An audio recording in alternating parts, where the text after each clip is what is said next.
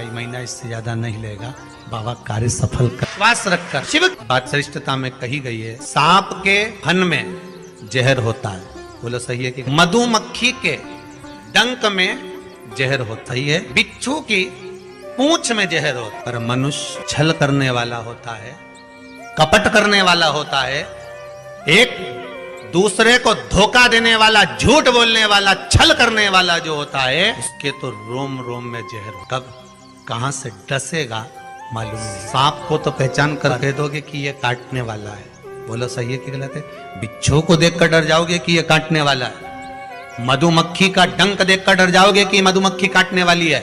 इंसान को कैसे पहचानोगे कि यह काटने वाला है? मनुष्य को कैसे पहचानोगे कि यह काटेगा? मानव को कैसे पहचानोगे कि यह काटेगा? हो सकता है तुम्हारे नजदीक में रहता हो, तुम्हारे साथ में रहता हो और कई वर्षों तक साथ रह रहा हो, कब काट जाएगा आपको मालूम पड़ेगा? नहीं, सांप को देखकर भर जाएगा कि इस काट सकता है, बिच्छू काट सकता है, सांप, ये मधुमक्खी मुझे डंक मार सकती है, पर मनुष्य को कैसे पहचानोगे? तो शिव महापुराण की कथा एक बात बहुत सुंदर कहती है कि जितने विषैली हैं मधुमक्खी शंकर जी के पास, शिव जी का नाम एक धूमवान है।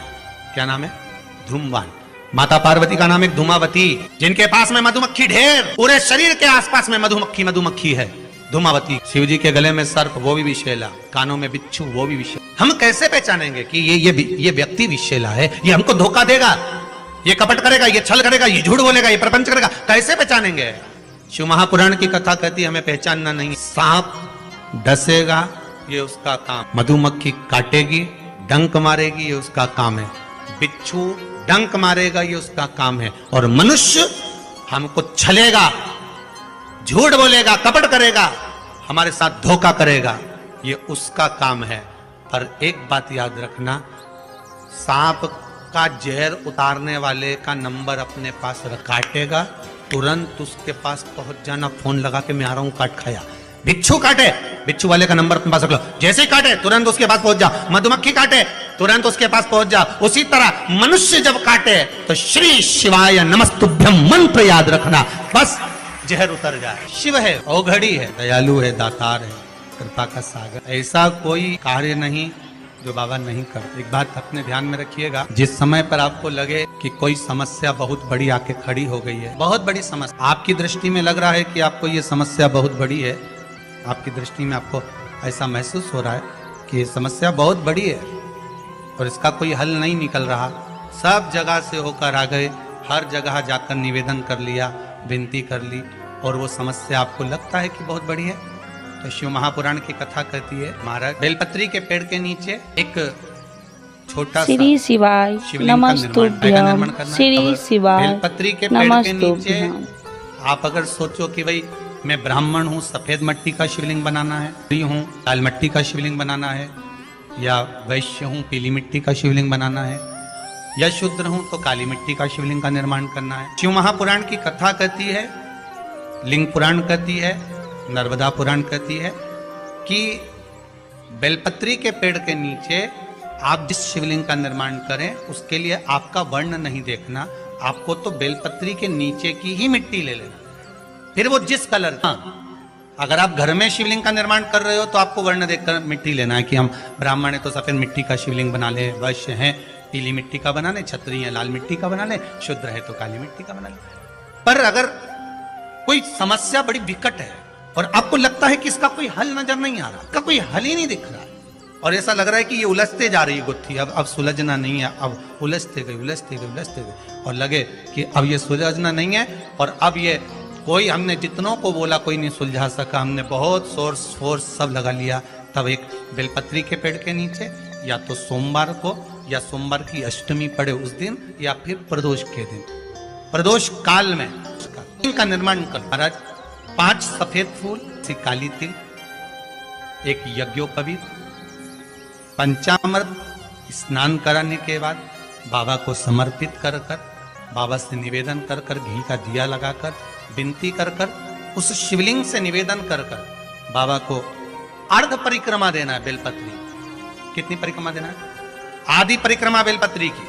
आदि परिक्रमा कैसे? जैसे शिवलिंग का निर्माण आपने यहाँ करा तो सामने बैठकर अगर आप उठे हो तो आधा बेलपत्र के पीछे जाना और वापस लौट कर आ जाना, पूर्ण परिक्रमा नहीं, अर्ध परिक्रमा कर कर शिवलिंग को नमन कर कर, दीप जब ठंडा हो जाए शिवलिंग को उठाकर श्री शिवाय नमस्तुभ्यम। कार्य को श्री बोलकर शिवाय शिवलिंग को जल में विसर्जन नमस्तुभ्यम। करना। कौन सा कार्य जो सब दूर से आप हार गए और लगा कि अब इसके सिवाय कोई सार तत्व नहीं है, तब करना ये उपाय। निवेदन कर आओ।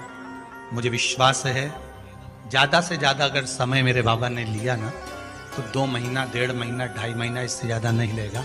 बाबा कार्य सफल कर ही रखकर शिव की आराधना कर, करुणा सागर शंकर, विश्वास रखकर आपने अगर भाव प्रकट कर कोई भी उपाय आप कर रहे हैं उसमें आपकी विश्वासता होना चाहिए, उसमें आपका भरोसा होना चाहिए, उसमें आपकी दृढ़ता होना चाहिए। यदि विश्वास प्रबल है, प्रेम जब अनंत हो गया, रोम रोम संत हो गया।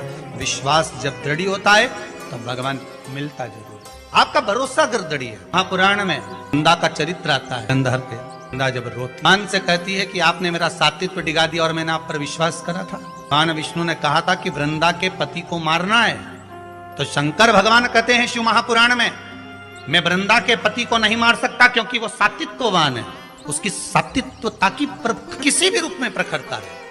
अगर आपकी दृढ़ता, आपका विश्वास अगर प्रबल है तो दुनिया में कौन बाल बक्का करेगा।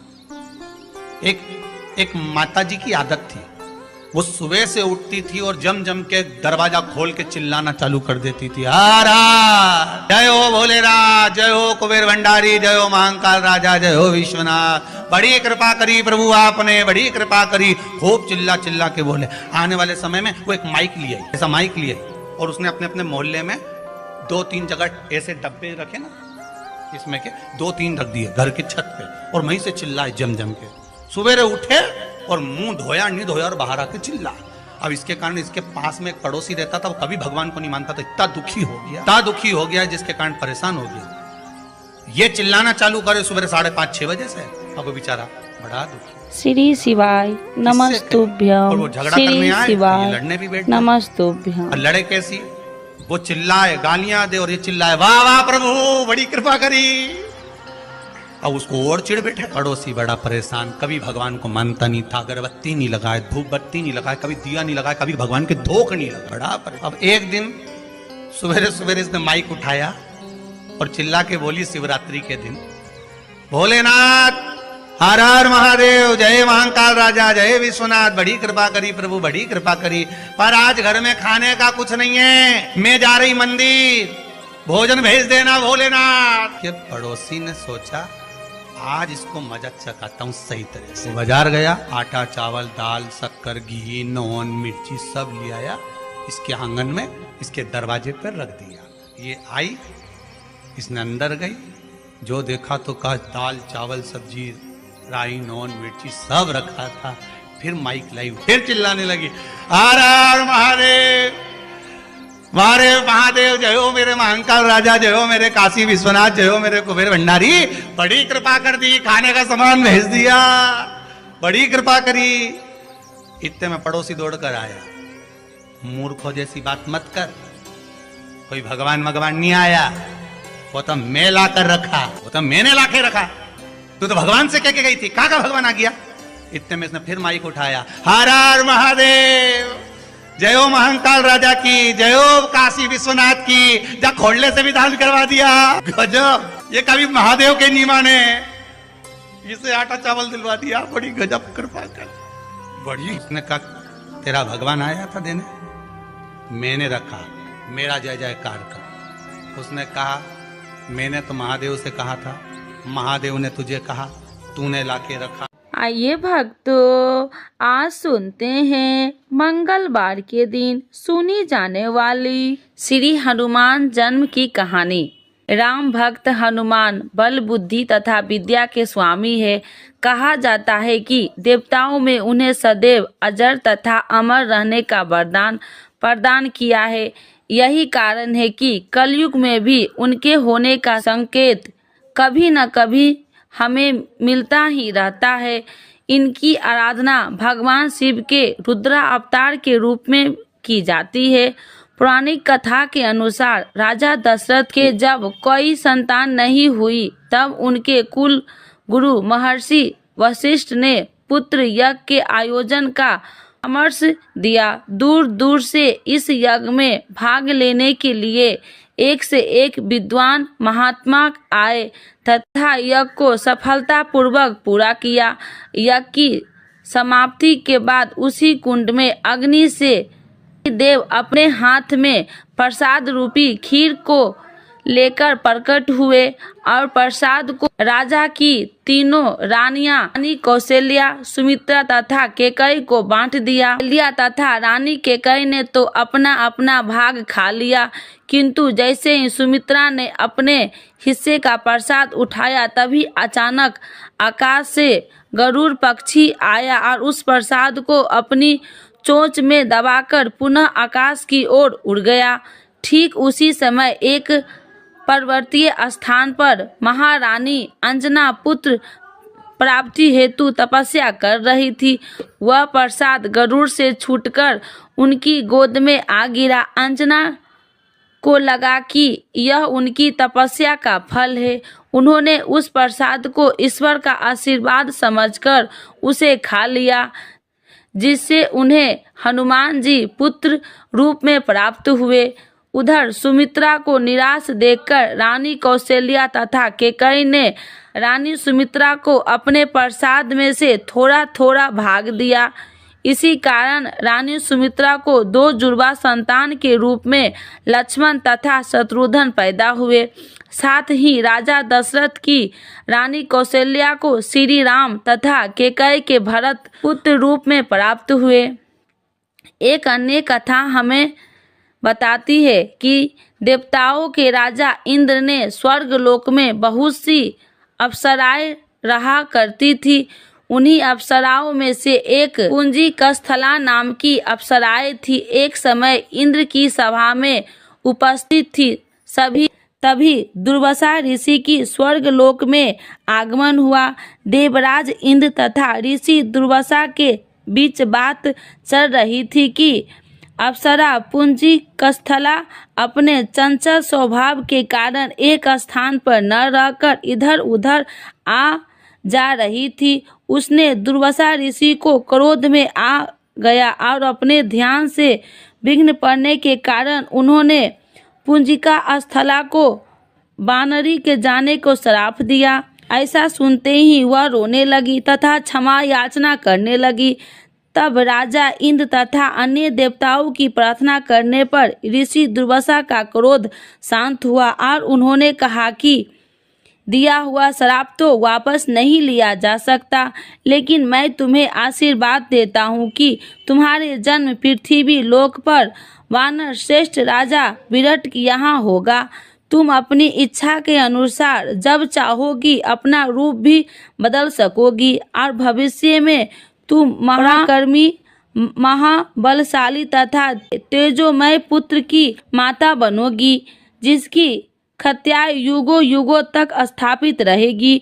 वह भगवान श्री हरि विष्णु के अवतार मर्यादा पुरुषोत्तम श्री राम के अत्यंत भक्त तथा सेवक होगा। श्री राम जीवन की उसकी बहुत बड़ी भूमिका होगी तथा वह उनके कई कार्यों में सिद्ध होगा। उसी श्राप के परिणाम स्वरूप पुंजी कस्थला का जन्म मृत्यु लोक में राजा विराट के यहाँ पत्नी के गर्भ से हुआ था तथा उनका नाम अंजना रखा गया। अंजना जब विवाह योग्य हो गई तो राजा विराट ने वानर राज केसरी से उनका विवाह करा दिया, जिसके पश्चात श्री हनुमान जी का जन्म हुआ।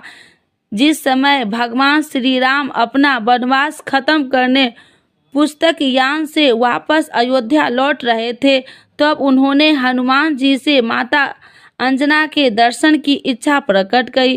तब सभी माता अंजना के दर्शन को गए तथा श्री राम ने ऐसे तेजस्वी पुत्र को जन्म देने के लिए अंजना माँ की प्रशंसा की। इसी तरह एक कहानी और भी है। समुद्र मंथन की कथा तो आपने सुनी होगी। इस समय अमृत से भरा हुआ कलश समुद्र से निकला तो असुर उसे लेकर भागने लगे। उस समय भगवान विष्णु ने मोहिनी रूप धरकर असुरों को अपने रूप से मोहित करते हुए वह अमृत कलश उनसे प्राप्त कर लिया और देवताओं को अमृत पान करवाया। राहु नामक एक असुर ने धोखे से एक देवता का रूप धारण कर अमृत पी लिया था, लेकिन वह अमृत उसके गले के नीचे उतरने से पहले ही विष्णु जी अपने सुदर्शन चक्र से उसका गला काट दिया। तो वे राहु केवल धर अमर हो गया। कहते हैं कि श्री हरि विष्णु का वह रूप इतना सुंदर था कि भगवान शिव ने जब वह रूप देखा तो वे भी मोहित हो गए और उनका तेज संकलित हो गया। भगवान शिव ने उस तेज को संभाल पाना किसी भी वश में नहीं था। सभी देवता विचार करने लगे कि इस तेज का क्या किया जाए। तभी सभी देवताओं की सलाह मानकर विष्णु जी ने इस तेज को धारण करने की क्षमता प्रदान करते हुए तपस्या कर रही थी अंजना के गर्भ में स्थापित कर दिया, जिससे शिव जी के 11वें रुद्रावतार के रूप में महाबलशाली श्री हनुमान जी का जन्म हुआ।